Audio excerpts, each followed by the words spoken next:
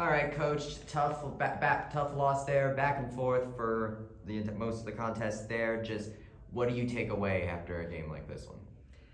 Well, we knew that we were capable of, being in the fight and capable of coming out on top. It was going to come down to who made fewer errors. We knew we needed to cut down on our service errors kind of throughout the preseason. And it doesn't get any closer. We tied on blocks, we tied on aces, and we actually only had 2 more kills than them.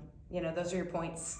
So then it's going to come down to who's giving up more errors, and we had 10 more attacking errors than them. So that's how close it was in the books. We couldn't side out. We couldn't side out. We let them string together too many points, even when they weren't necessarily acing us, because again, we were tied in that department. And they had 2 more service errors than us, but we gave away too many points. How would you contrast the even-numbered sets to the odd-numbered sets in this one? There was definitely an imbalance, and there really hadn't been, I guess, the other 2 nights necessarily, but there definitely felt like that way. Like, we got all the momentum on our home side, and the crowd's on both sides, the band's on, the opponent's side to start, and for some reason, we kind of got ahead and then got tentative again, and then we had to push when we were up against the wall. It definitely felt like an imbalance in those odds versus evens. So, Sophia, I've noticed that Sofia Kosovolos ended up getting quite a good bit of time in this one. Solid time from her getting the 30 days right there, just 12 days. What's it been like working with her this season and kind of her role in the team now that she's kind of been here a while? Well, she settled in and she's done such a great job. She, from the get-go, in really reading attackers, staying really patient. She's kind of a little spy back there. She reads and she puts herself in good position. She covers well. You saw a couple big plays that she made, and then she dimed, a pass right at the end. So she's very, very capable and just goes about her business. The team can hear her, even though she's not very loud. They can always hear her calling the ball, and she's there getting really positive touches for us. You have one of the, I would say, better killers in the Big Ten across the way from you with Samantha Shinna. I was hearing like a reverberation. She's on the ball through the entire venue. You managed to kind of put a little bit of a cap on her after dominating the first set. What was it like kind of addressing her as you went on? Yeah, well, you don't see a whole lot of lefties, and especially not one as dominant as her. She's physical. That ball does come off her hand pretty well. You don't see as many, and we had to get better lineups on her, and both front row and back row, and she was a big part of their offense. She was a big part of them scoring, but we did settle in, and then she made a big push at the end as well. It was a pretty spread out affair from a lot of players this time around, not just offensively, but also in the defense as well. What was it like to kind of see all that spread, especially on defense, considering Chloe's been as dominant as she's been over the past few games? Yeah, well, day in and day out, again, they're all competing and, playing every position across the back row. So we know that we feel comfortable. It's really who's stepping up consistently that we're looking for. And again, I don't think we got hurt. We got hurt defensively when they started tipping and shotting and, kind of going and changing up what their shots were, and we weren't adjusting to those quickly enough. We're capable of doing it, but we weren't adjusting quick enough. Alexia having quite the night on offense, 47.8 hitting percentage, tying Emily Wilson for the most kills on the team. Just what was working with her tonight offensively? Yeah, well, we knew with them, with Maryland having a tight bunch read, that we couldn't necessarily get them the ball in the middle on first ball or on perfect pass, but anytime that our setter was in motion, she's been connecting with both Lex and Sasha, and so she had the green light to kind of find them on the move. So what was the biggest way your team was able to respond? Because I've noticed that, because after set number 1, you responded like you did get in the win. Set number 3 happened to respond to that by dominating them for a major part of that game. And then after set number 4, you had a dead heat of a 5th set. So just what was it kind of like at that bench side as you kind of were, I guess, taking what Maryland was giving you there? Well, I think just playing with tenacity and being, relentless. That's one of our core values, is being relentless and not waiting for what they're going to throw at us, and just going for it. And so, when we bring that energy, when we bring that assertiveness, when we just get out of our own way,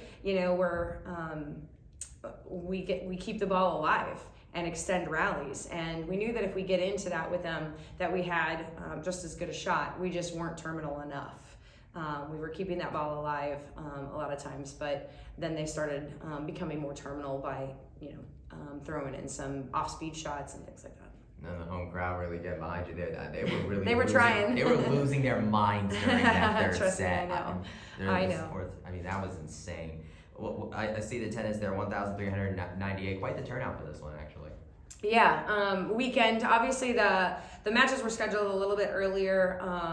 I know going into next week with the TV time changing, same thing. We're going a little bit early, so it was hard, I'm sure, on weekdays to get people into the stands. Although we had good turnouts, but this was definitely by far our biggest so far this season. And I'm sure once we go into Big 12, it'll be some good crowds as well. So you go into conference play with 7-2. What's the biggest thing you've learned through this portion of the schedule that has now it starts with conference play, like now you have to face these other teams in the Big 12 once more, right, especially with one like Kansas, who was predicted to win the whole thing. So what is the biggest thing that you've learned about this team over these opening 9 games that kind of has now coalesced into the team you get going into conference play? Well, we played a lot of teams very, very different from us. They play a lot of good volleyball, but a lot of undersized, not Maryland, not FSU, but a lot of those other teams, we physicaled them. And so we had to learn to play better volleyball, more quick, extended rallies, more shots, things like that, because when we go into conference, they're also going to match our size, but they're also going to match the athleticism that we've seen from a lot of these undersized teams. So that was super important for us to make sure that we were learning along the way and getting better at the game, better at the IQ, better at the strategy, better at finding ways to score against scrappy teams. And so we're still learning, we're still getting better every single day. We still have a ways to go, but I think that had we not played those teams, we would be much further behind. So I think we get it and we understand plenty of what we need to work on, and we got plenty of experience doing that. Now we're gonna face the top team first match, but we've seen so many upsets throughout. I think if we've learned nothing else, that anything is possible right now. You catch a team, and it's definitely hard to win on the road, but we've seen plenty of teams do it, and we've spent 3 of the 4 weekends on the road. So we shouldn't be shocked by that. And we're familiar with their gym. We've been in their gym before. So it's a great game day environment for them. And, we got to go into hostile territory and play ours. What's the difference between the UCF team that we saw during conference play like last season versus this team that you're looking at right now going into conference play for 2024? Yeah, last year, we ran, which attempted to run a ton of our offense through our middles, where I think you see a much more balanced spread. We have, a right side who is attacking for a very high clip in Britt Carlson. We're still in the 5-1 at the moment, and we have outsides. We didn't see Heidi this weekend, but we have 3 pins that are very different from one another. And so, competing day in and day out and figuring out what we need to do against a particular opponent gives us some options. And same thing with our defense is, and passing, they're competing day in and day out. So for us, it's making sure that we're as competitive as we can be, even in practice, so that we're our toughest opponent.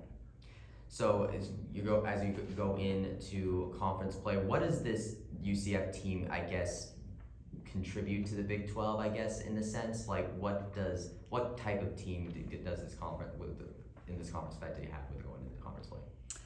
Well, I think kind of to piggyback on what I just talked about, as far as a balanced offense, you have some teams that have, like TCU has Para, who's ending up with 42 kills. We don't have a player like that. We formerly had that, a player that was a big part of our offense, but I think for us, it's about, you have to respect kind of all of the attackers, and when we have a back row attack, that's an option. We saw that really come out this weekend.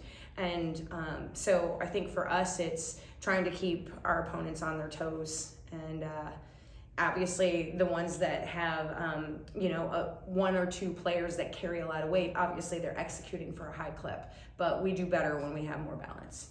Last question. So what do you learn from a match like tonight? Like, what's the biggest lesson from tonight that you want to take forward into Big 12 conference play? Because Maryland is no slouch themselves being in the Big 10. Right. Well, we knew that coming in. We knew we had a pretty good balance, or a pretty good match with them in terms of our size and in terms of our defensive prowess. I think for us is, still we did a much better job behind the service line, but then you got to make plays. You got to play defense behind that, in order to score points. So we need to step forward on our team defense. If we extend the rally or get them out of system, that's great. But if we can't stop them, then we got to get better in that out of system game. So I think our takeaway is really focusing on being able to be better in our transition game. All right, awesome. Well, best of luck, Coach. Thank you.